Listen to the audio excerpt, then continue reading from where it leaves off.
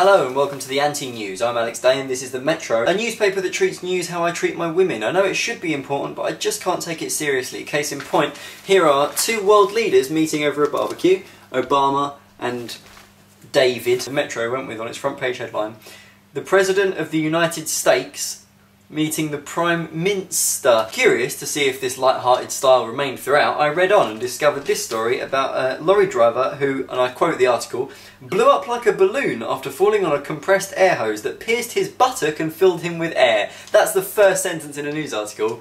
That's going to be the best news article I've ever read. This bloke, his name's Steve, there he is there, was standing near his lorry. He slipped and fell, broke the air hose that powers the brakes of his vehicle and fell so hard on the end of the tube that it pierced his arse cheek and started pumping air into his body, causing him to expand like a cartoon character. That's what it says. And instead of being sympathetic, they talk about how lorry driving can be a high pressure job and that he should be pumped up for his recovery. Child sexually abused every 20 minutes, say police. Doesn't that seem rather misleadingly like it's the same child? A child was the victim of a sex crime every 20 minutes last year. That's a bad year for anyone. In Twitter news, which apparently is news, there was a murder in a village called Snettisham, which is a place I've never heard of prior to now, so that's quite nice. And apparently there are a lot of Twitter users in Snettisham, I said it wrong, and there was lots of speculation about this killing, so it was a local village, whatever. So lots of people that live in Snettisham were, I don't know why I did that, it is a real place name. Lots of people were tweeting about, you know, who they thought the killer was and blah blah blah.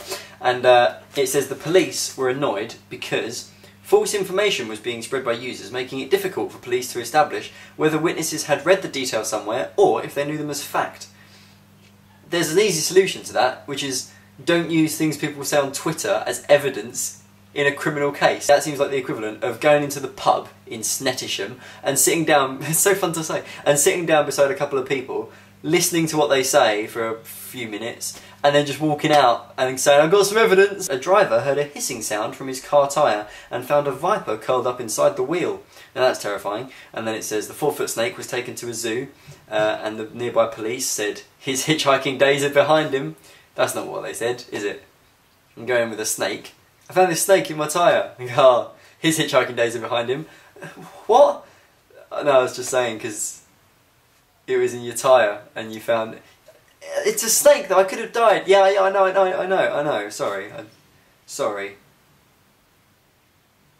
Just trying to make a joke. Entertainment news now, as we learn that P. Diddy has changed his name again. If you don't remember who P. Diddy is, he's Puff Daddy, Puffy Diddy.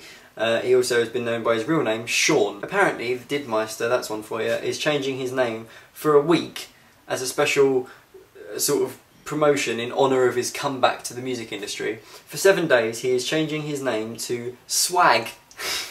Why? This video filming took longer than I thought and I'm now missing some of episode 6 of Doctor Who, which is okay. Next week is episode 7 and that's going to be amazing because apparently we find out who River Song is.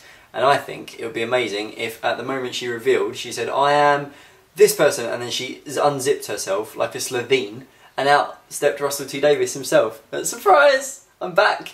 That was a joke I made in my blog, so anyone who's already read it in my blog, you are the proper fans, you're the Nermy army.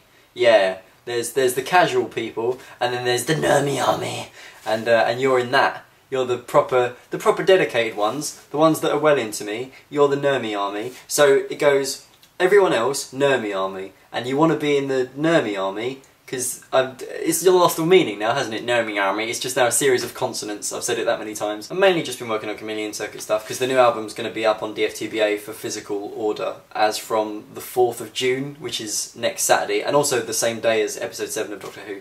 So you'll be able to find out who River Song is, and secure yourself a copy of Still Got Legs by Chameleon Circuit, all on the same day. It's going to be so good. The physical artwork is gorgeous. I came a little bit, it's that good.